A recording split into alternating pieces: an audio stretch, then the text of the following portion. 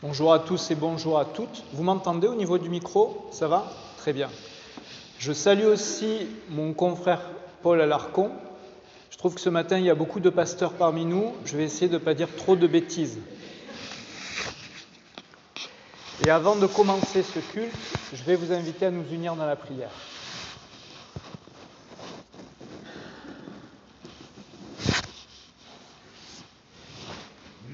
Notre espérance est en Dieu. Nous ouvrons nos oreilles à sa parole. Nos cœurs s'émeuvent de sa présence. Nos yeux s'ouvrent sur la beauté du chemin qu'il éclaire devant nous. Et nos bouches chantent la joie qu'il y a à être ses enfants, car oui, nous sommes ses enfants. Recevons donc ensemble, dès à présent, la grâce, la miséricorde et la paix. Amen.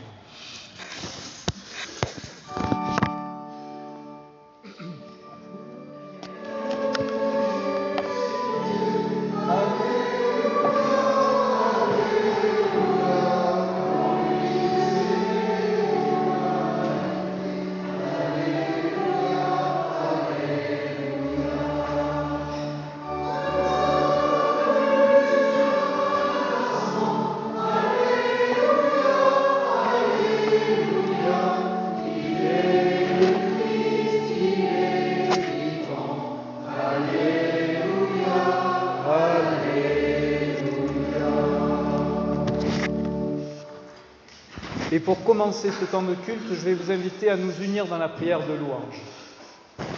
Et cette prière, je la trouverai aujourd'hui dans le psaume du jour. Il s'agira du psaume 99. Et voici ce que nous pouvons lire.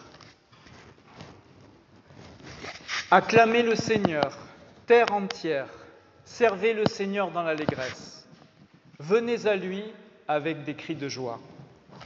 Reconnaissez que le Seigneur est notre Dieu. Il nous a fait et nous sommes à lui, nous, son peuple, son troupeau. Oui, le Seigneur est bon, éternel est son amour.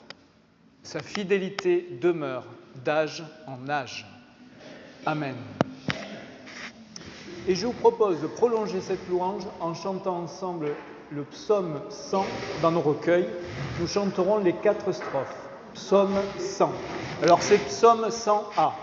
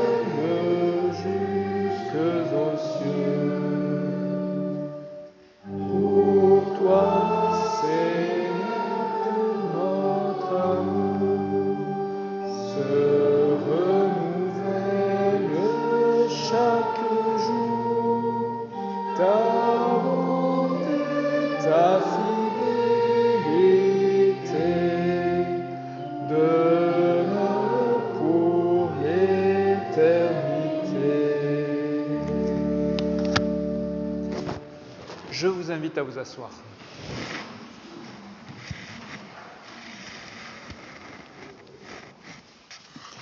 Écoutons l'enseignement que Dieu nous donne aujourd'hui. Et cet enseignement, je vais le trouver dans l'Évangile de Jean. Et je lirai le chapitre 6, versets 60 à 69. Et voici ce que nous pouvons y lire.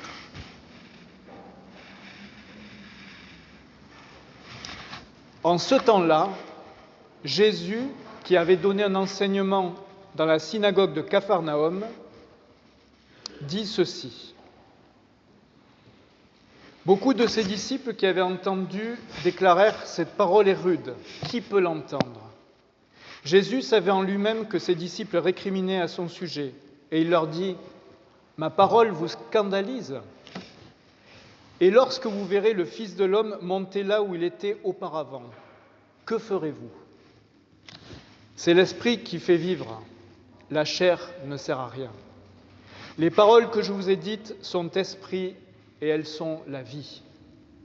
Mais il y en a parmi vous qui ne croient pas, car Jésus savait en effet, depuis le commencement, quels étaient ceux qui ne croyaient pas et qui était celui qui le livrerait.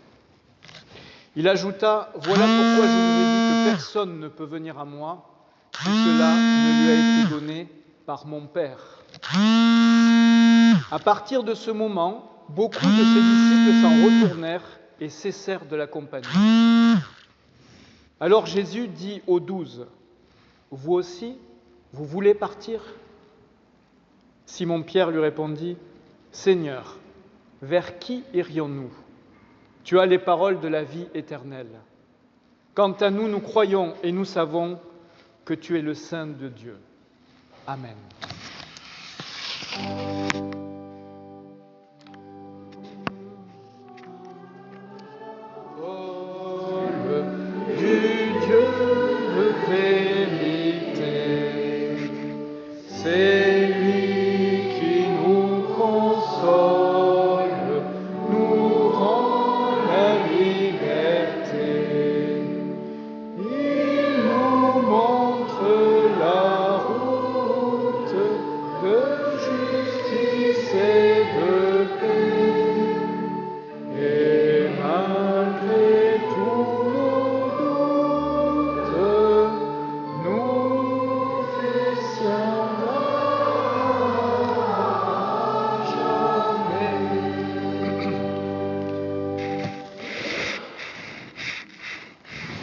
Je vous invite à nous recueillir dans la prière de repentance.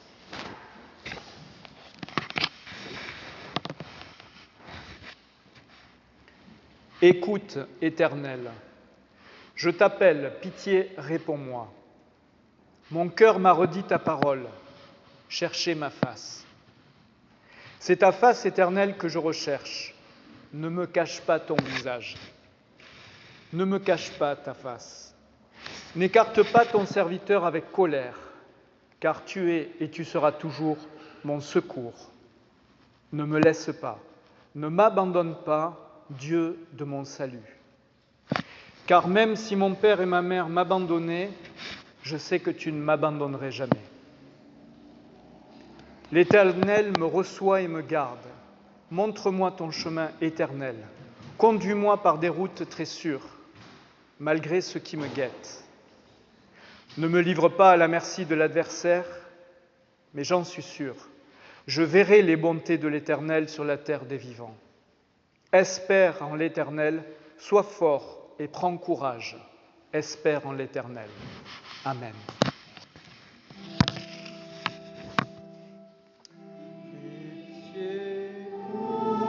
Seigneur, en ta bonté,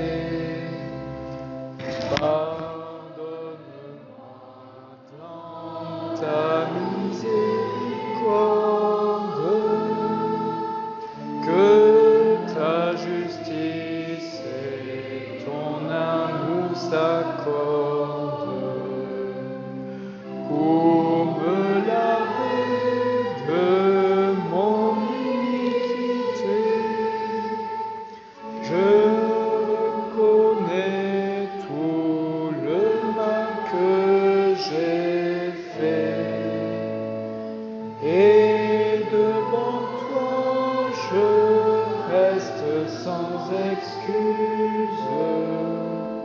Que reprocher à ton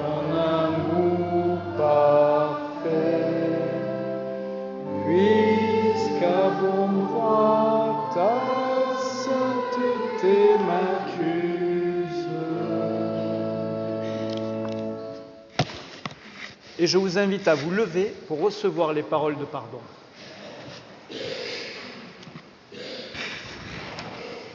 Et voici ce que nous pouvons lire dans l'Évangile de Jean au chapitre 10.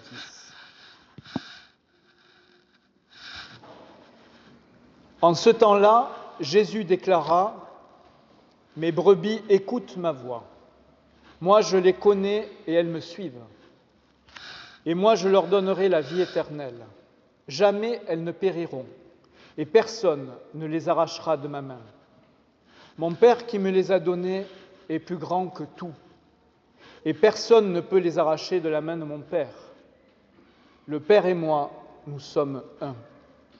Amen. Il effaça tous nos péchés par sa mort en silence. À tous les siens il vient montrer l'éclat de sa puissance. Terre et cieux, il faut chanter la force de sa vérité. Chantons tous Alléluia, Alléluia.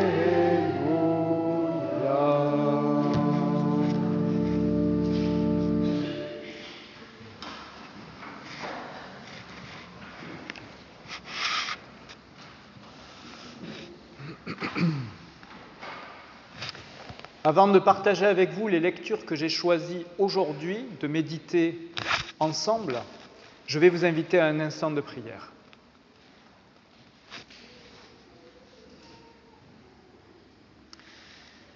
Ô notre Dieu, notre Père, nous t'en prions, demeure à nos côtés au moment où nous allons écouter ces paroles, au moment où nous allons les lire et au moment où nous allons essayer de les digérer. Seigneur, nous savons que sans ton esprit, nous ne pouvons pas comprendre. Nous savons que sans ta présence, ces paroles ne peuvent avoir sur nous aucun effet. Aussi, nous t'en prions ce matin, ô notre Dieu, trouve toi-même le chemin de notre cœur. Amen. Et donc, je vais demander à Kevin de bien vouloir nous accompagner dans ces lectures aujourd'hui.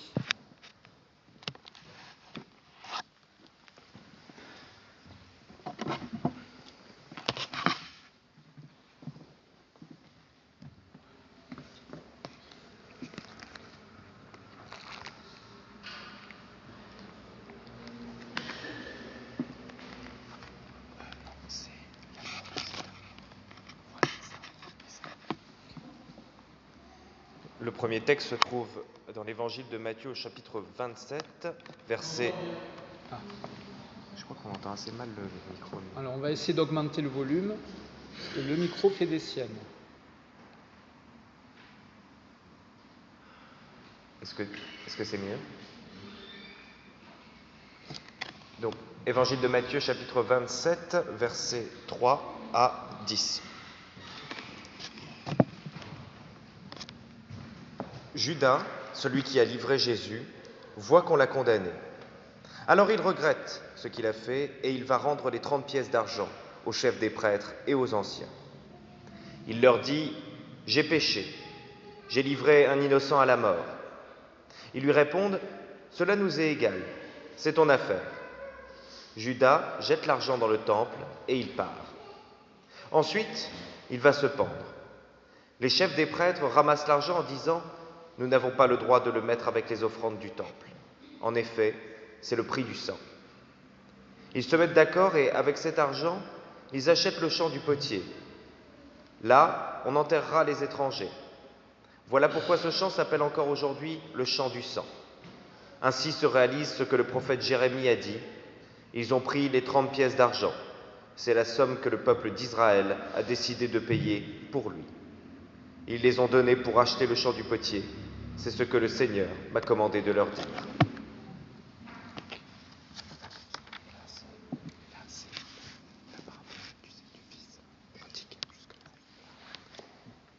Et le second texte se trouve dans l'évangile de Luc, au chapitre 15, versets 11 à 32. Jésus dit encore, « Un homme a 2 fils. Le plus jeune dit à son père, « Père, donne-moi ma part d'héritage. » Alors, le père partage ses richesses entre ses 2 fils. Quelques jours après, le plus jeune fils vend tout ce qu'il a reçu et il part avec l'argent dans un pays éloigné. Là, il se conduit très mal et il dépense tout son argent. Quand il a tout dépensé, une grande famine arrive dans le pays et le fils commence à manquer de tout. Il va travailler pour un habitant de ce pays. Cet homme l'envoie dans les champs garder les cochons. Le fils a envie de manger la nourriture des cochons, mais personne ne lui en donne. Alors il se met à réfléchir. Il se dit, « Chez mon père, tous les ouvriers ont assez à manger. Et même, ils en ont trop. Et moi ici, je meurs de faim. Je vais partir pour retourner chez mon père et je vais lui dire, « Père, j'ai péché contre Dieu et contre toi. Je ne mérite plus d'être appelé ton fils. Fais comme si j'étais l'un de tes ouvriers. » Il part pour retourner chez son père. Le fils est encore loin, mais son père le voit et il est plein de pitié pour lui. Il court à sa rencontre, il le serre contre lui et l'embrasse. Alors le fils dit à son père, « Père, j'ai péché contre Dieu et contre toi, je ne mérite plus d'être appelé ton fils. » Mais le père dit à ses serviteurs, « Vite, apportez le plus beau vêtement et habillez mon fils. Mettez-lui une bague au doigt et des sandales aux pieds. Amenez le veau qu'on a fait grossir et tuez-le. Mangeons et faisons la fête. Oui, mon fils qui est là était mort et il est revenu à la vie. Il était perdu et il est retrouvé. » Ils commencent à faire la fête. Pendant ce temps, le fils aîné travaillait dans les champs. Quand il revient et s'approche de la maison, il entend de la musique et des danses. Il appelle un des serviteurs et lui demande ce qui se passe. Le serviteur lui répond, « C'est ton frère qui est arrivé. Et ton père a fait tuer le gros veau parce qu'il a retrouvé son fils en bonne santé. » Alors le fils aîné se met en colère et il ne veut pas entrer dans la maison. Le père sort pour lui demander d'entrer. Mais le fils aîné répond à son père, « Écoute, depuis de nombreuses années je travaille pour toi. Je n'ai jamais refusé d'obéir à tes ordres. Pourtant, tu ne m'as jamais donné une petite chèvre pour faire la fête avec mes amis. Ton fils qui est là a mangé tout son argent avec des filles, mais quand il arrive, tu fais tuer le gros veau pour lui. » Le père lui répond, « Mon enfant, toi, tu es toujours avec moi et tout ce qui est à moi est à toi. Mais il fallait faire la fête et nous réjouir. En effet, ton frère qui est là était mort et il est revenu à la vie. Il était perdu et il est retrouvé. Seigneur, ta parole est vérité, sanctifie-nous par ta vérité. Amen. »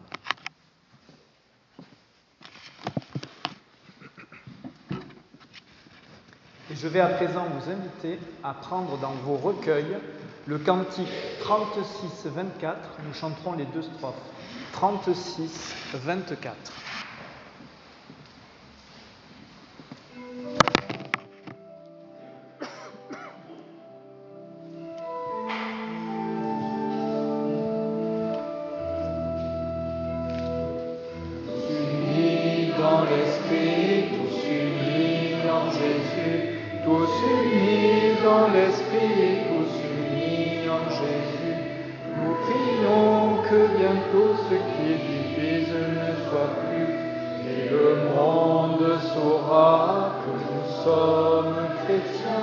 Par l'amour dont nos actes sont empreints, nous marchons côte à côte et la main dans la main.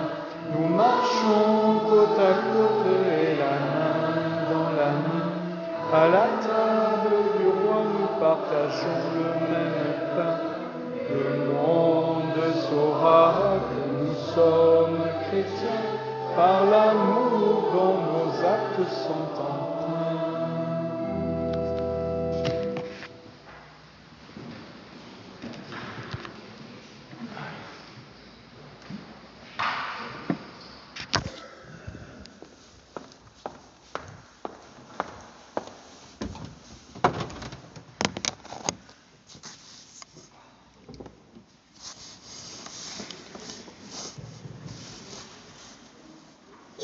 C'est quoi la rédemption? Voilà la question qui va m'habiter ce matin et qui donc, par voie de fait, va aussi vous concerner. La rédemption, c'est quelque chose, je crois, de compliqué. On sait juste que c'est une notion très fréquente dans la Bible. On peut même dire que quelque part, c'est la définition du salut chrétien. Être sauvé, vivre de la grâce, c'est croire en une rédemption possible à n'importe quel moment.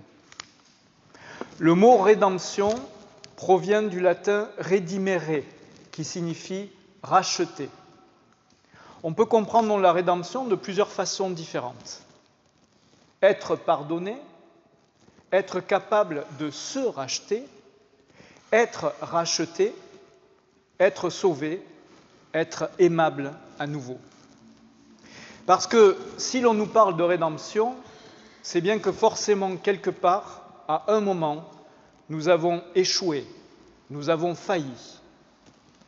Et parfois même, ces défaillances peuvent être jugées comme extrêmement graves.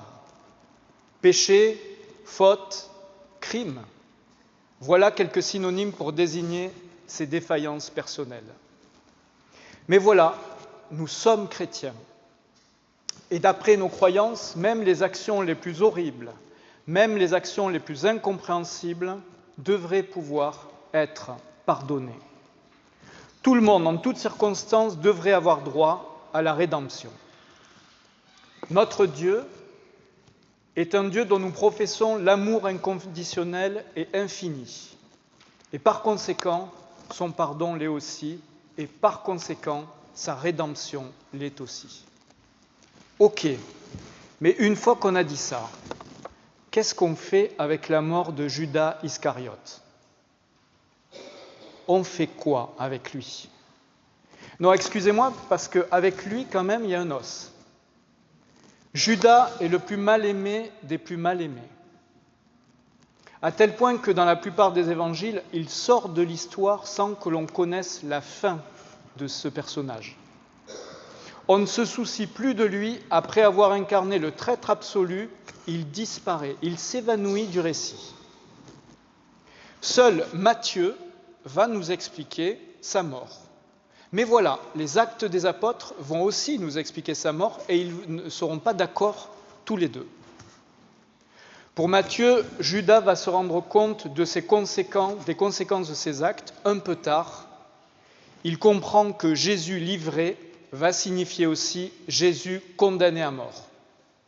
Et cela, il semble ne pas le supporter, et il va l'exprimer très clairement dans le texte, « J'ai livré à mort un innocent ». Incapable donc de supporter cette culpabilité, il abandonnera son or et se pendra. Y aurait-il dans cet acte une recherche de rédemption ? Peut-être.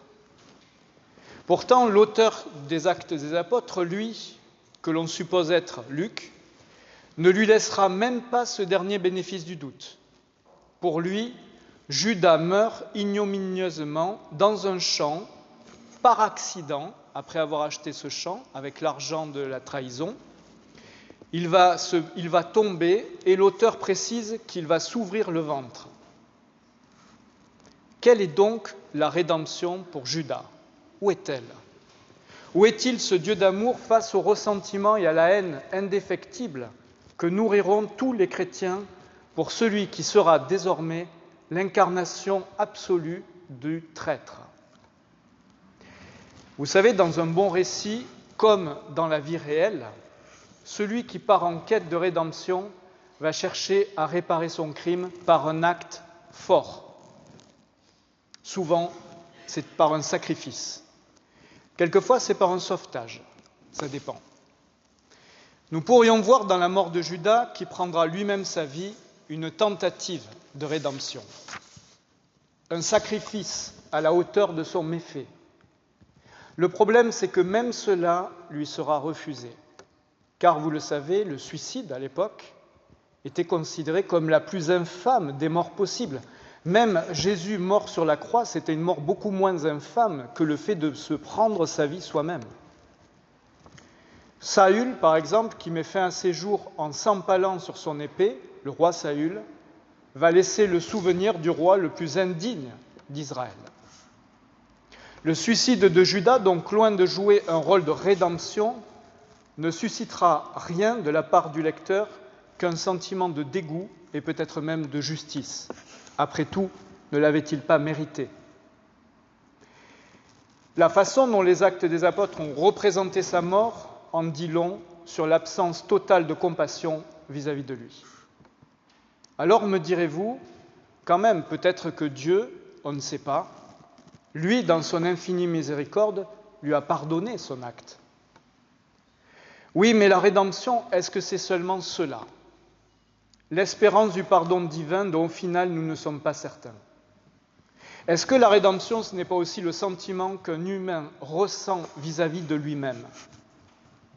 Est-ce que la rédemption, ce n'est pas aussi le regard que l'on porte sur le monstre qu'il est devenu ? Le pardon qui va nous être accordé par nos frères humains. Est-ce que ça non plus, on ne peut pas dire que c'est la rédemption ?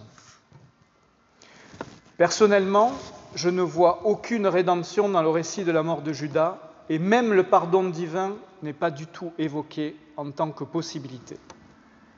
Cela donc nous pose à nous chrétiens une question très sérieuse ce matin. Serait-il possible que parfois il n'y ait pas de rédemption possible ? Est-ce qu'il y aurait des situations dans lesquelles il n'est pas possible de pardonner ? Et si c'est le cas, comment on fait pour vivre avec cette idée ? J'aimerais bien faire ce matin un rapide parallèle entre Judas et l'enfant prodigue. Alors vous allez me dire, pourquoi le pauvre ? Quel rapport ? Vous allez voir. Là encore, dans ce texte, aussi étonnant que ça puisse vous paraître, je ne vois pas de rédemption dans ce récit. Le jeune homme quitte sa famille. Il abandonne littéralement sa famille. Il gaspille sa fortune, se retrouve sans un sou, sans honneur. Et certainement, il doit un peu culpabiliser, et certainement qu'il souhaite le pardon de son père et de son frère. Ça, c'est un aspect qui est gommé un petit peu du texte quand on le lit habituellement. Alors, il va poser un acte, comme Judas, une tentative de rédemption pour sa trahison. Il va revenir vers sa famille, ce qui, avouons-le, doit lui demander beaucoup de courage. Mais en plus, il va demander pardon, ce qui est encore plus dur.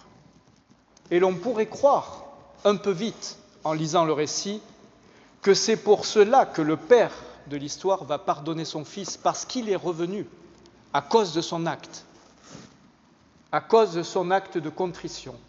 Mais non, absolument pas. Car en fait, le Père de l'histoire est l'image de notre Père céleste. C'est une image de Dieu. Il avait déjà pardonné à son Fils, avant même qu'il ne revienne. Car ce Père symbolise l'amour inconditionnel divin. Alors non, son acte de pardon n'a servi à rien, à plusieurs titres. D'abord, vous l'aurez remarqué, le Père pardonne à son Fils avant même qu'il ait pu énoncer son pardon. Le Père, dès qu'il voit son Fils, va l'embrasser avant que le Fils n'ait pu formuler sa demande de pardon. Donc finalement, sa demande ne sert à rien. Deuxièmement, et ça, ce n'est pas le plus petit des détails, son frère, lui, ne lui a pas pardonné. Il reste profondément en colère. Il les a abandonnés. Il faut bien employer les mots qui conviennent. Et l'harmonie familiale s'en est allée de façon définitive à partir de ce moment-là. Car à partir de là, l'aîné a commencé à ressentir de la jalousie envers son frère et du ressentiment envers son père. Cette harmonie perdue, ces sentiments négatifs, cette expérience tangible de l'abandon familial, du fait que la personne qui devrait être la plus proche de vous n'en a plus rien à faire de vous. Eh bien, tout cela, dans tout cela, aucune demande de pardon ne pourra effacer la réalité de cet acte. Alors non, le récit ne semble pas parler directement de rédemption. Ce jeune homme n'a pas reçu de pardon de l'ensemble de sa famille. Son acte ne s'est pas évanoui comme par un goût de baguette magique. Son acte ne lui a pas apporté la rédemption espérée. De la même façon, le suicide de Judas ne lui apporte pas la rédemption voulue. On ne retiendra pas son action ainsi et son image de monstre ne sera jamais effacée. L'Évangile semble s'opposer à l'idée qu'il suffirait d'accomplir un acte bon pour se racheter. Voilà qui est assez étonnant. Les conséquences de nos actes nous suivent, elles ne disparaissent pas. Et nous devons continuer à vivre avec elles. Certains de nos actes sont irréversibles, et la Bible en témoigne. Caïn tuant son frère, David perdant son fils à cause de son crime abject, Pierre trahissant son Seigneur souffrant, le fils prodigue abandonnant sa famille, Siméon et Lévi se vengeant du viol supposé de leur sœur. Vous voyez, autant de rappels. Oui, je dis supposé parce qu'en fait, il y a un éminent professeur de théologie qui nous a montré qu'en réalité, il n'y avait pas de viol. Mais bon, je referme la parenthèse. Autant de rappels s'il était besoin que non, toute action ne peut pas être si facilement effacée. Alors, me direz-vous, quelle est l'alternative ? Si quelquefois la rédemption est impossible et si le pardon ne peut pas strictement être donné, la paix de l'âme existe quand même. La Bible ne présente pas la rédemption sous le seul jour du pardon et de la dette effacée. Dans l'histoire du fils prodigue, même si l'acte demeurera impardonnable, ce fils fait toujours partie d'une famille. Et c'est le message central du texte. Et c'est la vraie conclusion de ce père qui signifie à ce frère aîné qu'en fait son frère cadet fait quand même toujours partie de leur famille. Ce père symbolise cet amour familial inconditionnel qui reconnaîtra, quoi qu'il fasse, ce fils comme faisant partie de la famille. Et c'est en cela que l'amour est inconditionnel. L'amour du Dieu chrétien n'est rien d'autre que la construction d'une autre famille, la famille spirituelle que Paul nommera le corps du Christ. Quoi que nous fassions, nous ferons toujours partie de cette famille-là. Et ce Père aimant nous reconnaîtra toujours comme membres de cette famille. Son amour sera toujours là. Et c'est le sens de la communauté chrétienne, aussi imparfaite soit-elle, son existence symbolisera toujours cette famille indéfectible. Judas n'a pas vu cela. Et pourtant, Jésus lui a manifesté son amour, y compris alors qu'il était sur le point de le trahir. Car, en réalité, il ne l'a pas exclu de ce dernier repas. Il a partagé la scène avec lui. Quoi qu'il s'apprêtait à faire, Jésus le considérait toujours comme son disciple, comme faisant partie de sa famille. Le Christ n'a pas cessé de l'aimer. Parce que c'est ce que fait une vraie famille. Elle est toujours là pour nous, quoi que l'on puisse faire. Et c'est en étant reconnus et acceptés tels que nous sommes que nous pouvons trouver la paix à défaut de la rédemption. Si la famille est souvent problématique, il faut bien le reconnaître, il arrive quand même qu'elle nous donne cette force qui nous rend invincibles. Que cette famille ne soit pas biologique, qu'elle soit spirituelle ou amicale, cela ne change rien. Nous pouvons toujours y trouver la paix dont nous avons besoin. Car la monstruosité est aussi dans les yeux de celui qui regarde.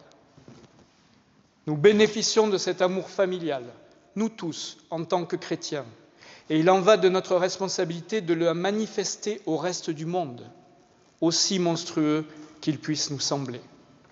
Amen.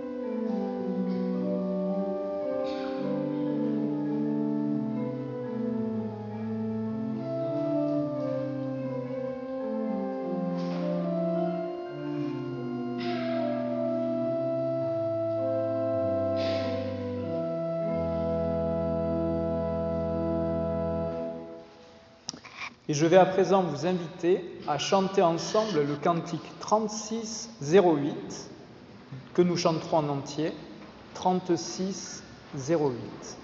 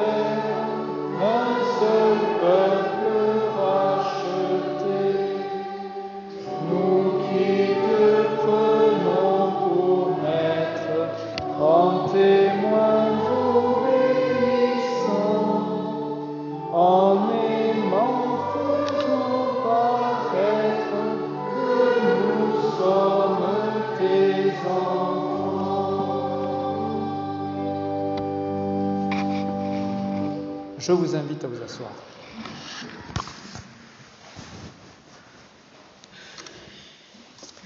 Et je vais à présent vous inviter à partager ensemble un moment d'offrande dont Paul nous rappelle que c'est toujours un moment de joie.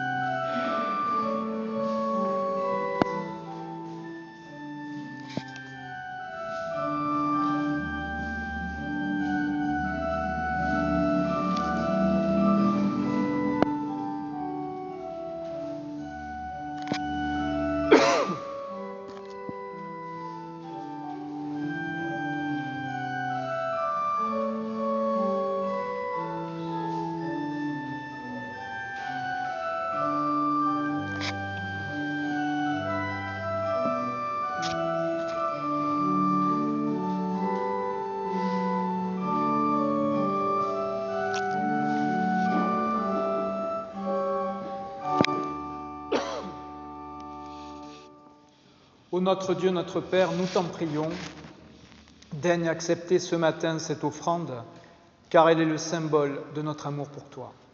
Amen.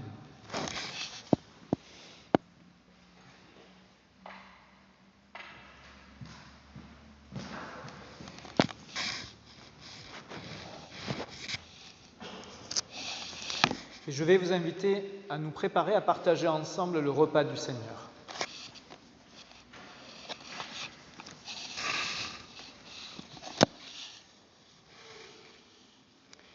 C'est notre joie de te célébrer, ô Dieu, toi notre Père, pour cette vie que tu as créée et que nous avons la joie de pouvoir vivre ensemble. C'est notre joie de te célébrer pour ce monde que tu as créé si beau et dont nous croyons que tu le gardes au travers de ses douleurs, jusqu'au jour où, selon ta promesse, viendra ton royaume. C'est notre joie de te célébrer pour ton Fils, Jésus-Christ. Il a été notre frère, né de notre chair, baptisé, tenté, transfiguré, condamné, crucifié, ressuscité d'entre les morts, élevé dans la gloire. C'est notre joie de te célébrer pour le souffle de vie qui nous habite, pour cet esprit qui nous apprend à te dire « Père », qui exorcise nos peurs et illumine notre foi. Aussi avec les cieux et la terre, avec la multitude de ton peuple et tous les croyants qui nous ont précédés, nous chantons ta gloire. Amen.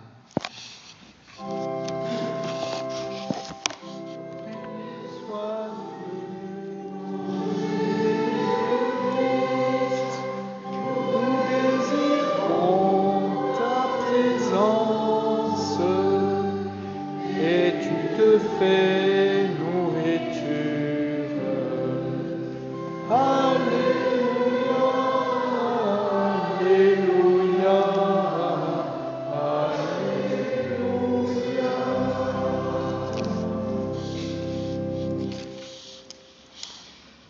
Je vais vous inviter à vous lever pour écouter les dernières paroles du Seigneur.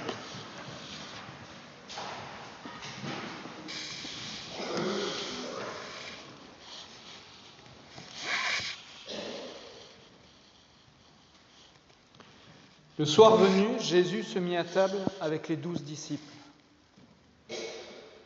Pendant le repas, il prit du pain et après avoir rendu grâce, il le rompit et le leur donna en disant « Prenez et mangez, car ceci est mon corps. » Ayant aussi pris la coupe et rendu grâce, il la leur donna en disant « Buvez-en tous, car ceci est mon sang. » Le sang de l'Alliance qui est répandu pour beaucoup, pour la rémission des péchés. Je vous le dis, désormais, je ne boirai plus de ce fruit de la vigne jusqu'au jour où je le boirai nouveau avec vous dans le royaume de mon Père. Amen.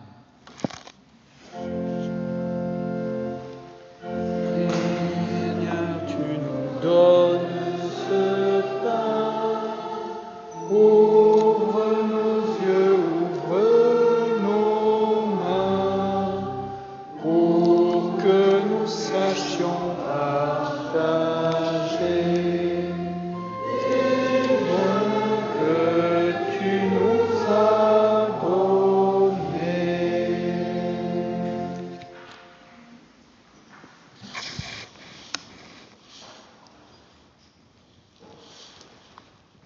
Ô notre Dieu, il n'y a qu'un peu de pain et qu'une coupe. Nous t'en prions ce matin que ton esprit nous donne de ne former qu'un même corps, qu'il nous fasse vivre dans la communion de ton Église, celle qui est en marche sur la terre et celle que tu as déjà rassemblée auprès de toi. Tiens-nous dans l'assurance d'être un jour réunis en toi, avec tous ceux qui sont morts dans l'espérance de la résurrection. Qu'avec les témoins de tous les temps, nous ayons part à la vie éternelle que tu nous offres en Jésus-Christ, notre Seigneur. Tout est prêt, nous dit le Seigneur. Voici le repas que nos mains ont préparé, mais c'est lui qui nous invite. Voici la table que nous avons dressée, mais c'est lui qui la préside. Voici la joie que nous avons recherchée, et c'est lui qui nous la donne. Voici le pain dont nous avons besoin, et c'est lui qui nous le distribue. Tout est prêt, nous dit le Seigneur, venez.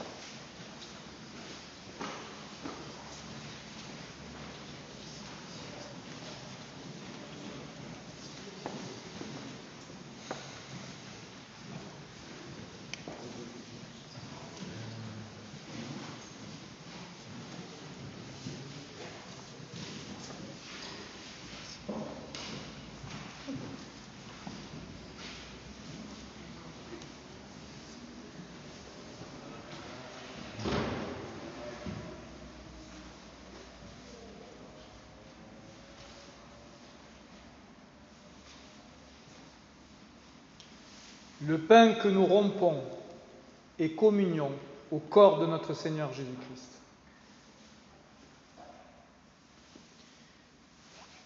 La coupe de bénédiction pour laquelle nous rendons grâce est communion au sang de notre Seigneur.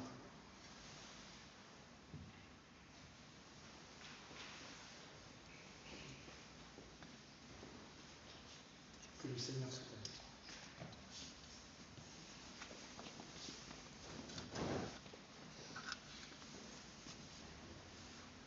Que le Seigneur soit avec vous.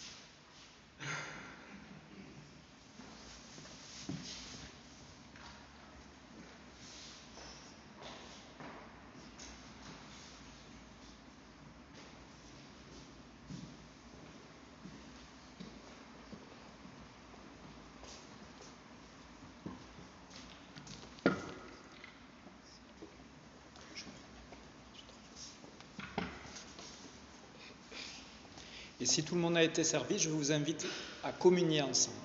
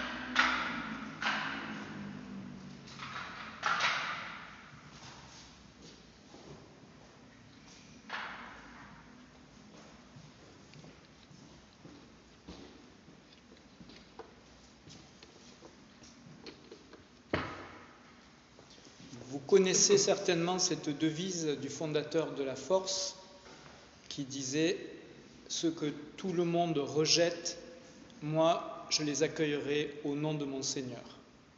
Et je crois que c'est le sens profond de la mission de l'Église. Et c'est le sens profond du fait que nous formons le corps du Christ ensemble. D'accueillir ce que le Père nous envoie.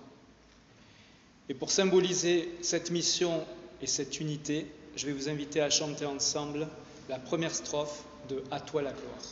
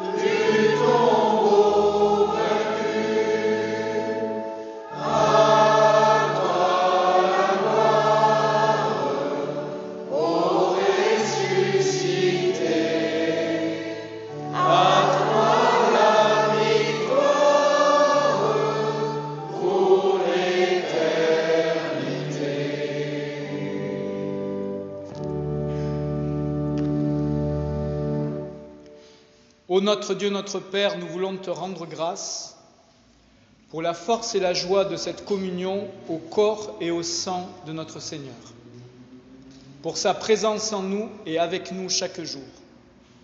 Envoie-nous dans le monde avec la puissance de ton Esprit pour vivre et travailler à ta louange et à ta gloire. Amen. Allez dans la paix de votre Seigneur.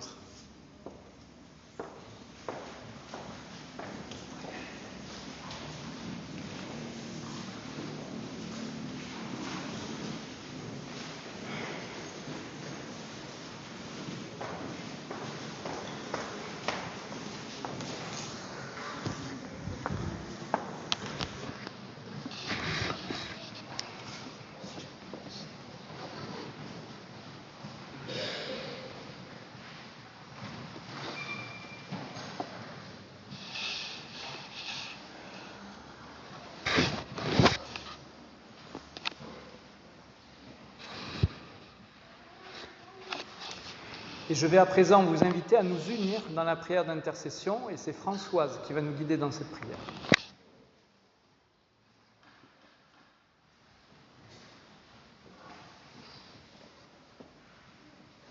Voilà. Alors, essaie de ne pas toucher le micro parce qu'il est sensible aujourd'hui. Ah bon, d'accord, je vais te le rapprocher. Oui, merci. Voilà. Seigneur, toi qui es fidèle et qui nous a appelés à la communion de ton Fils Jésus-Christ, augmente notre foi. Aide-nous à te faire confiance au-delà de nos doutes, de nos difficultés, pour que nous puissions te louer d'un cœur sincère et plein de joie, pour que nous puissions proclamer ton nom et dire et partager la grâce que tu nous as manifestée en Jésus-Christ. Nous te prions pour notre communauté et pour tous ceux qui, partout dans le monde, invoquent ton nom. Nous te prions pour tous ceux qui te cherchent, pour tous ceux qui sont dans la souffrance physique, morale, pour tous ceux qui sont seuls. Nous te prions pour la paix dans le monde. Donne discernement et sagesse à tous les dirigeants. Et par-dessus tout, nous voulons te dire notre reconnaissance de pouvoir te prier et te louer. Aussi, unis par Jésus le Christ, en communion avec les autres, nous te disons, notre Père qui es aux cieux, que ton nom soit sanctifié, que ton règne vienne, que ta volonté soit faite sur la terre comme au ciel. Donne-nous aujourd'hui notre pain de ce jour. Pardonne-nous nos offenses, comme nous pardonnons aussi à ceux qui nous ont offensés. Et ne nous laisse pas succomber à la tentation, mais délivre-nous du mal, car c'est à toi qu'appartiennent le règne, la puissance et la gloire pour les siècles des siècles. Amen.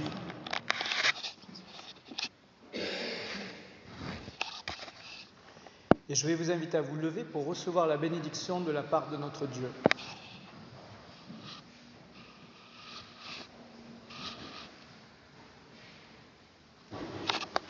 Alors je vais vous lire une prière d'un pasteur que vous connaissez certainement, il s'appelle Alain Ouzio.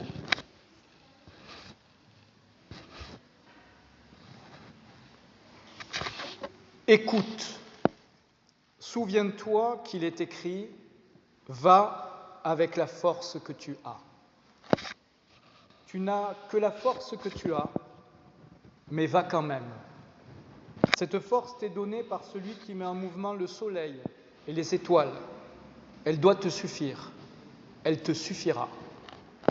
Il te faut apprendre à être pauvre et à marcher avec peu. Il te faut croire un peu avec la foi, espérer avec peu d'espérance et aimer avec peu d'amour. Prépare ta journée de demain comme si c'était la dernière. Alors, elle sera peut-être la première d'une vie nouvelle. Pose ta pierre et Dieu construira la maison. Sème ta graine et Dieu la fera pousser. Pense le blessé et Dieu le guérira. Que Dieu nous bénisse et qu'il nous garde. Qu'il nous donne toujours la force d'accomplir notre mission et qu'il nous donne surtout toujours de ressentir la force de son amour. Amen.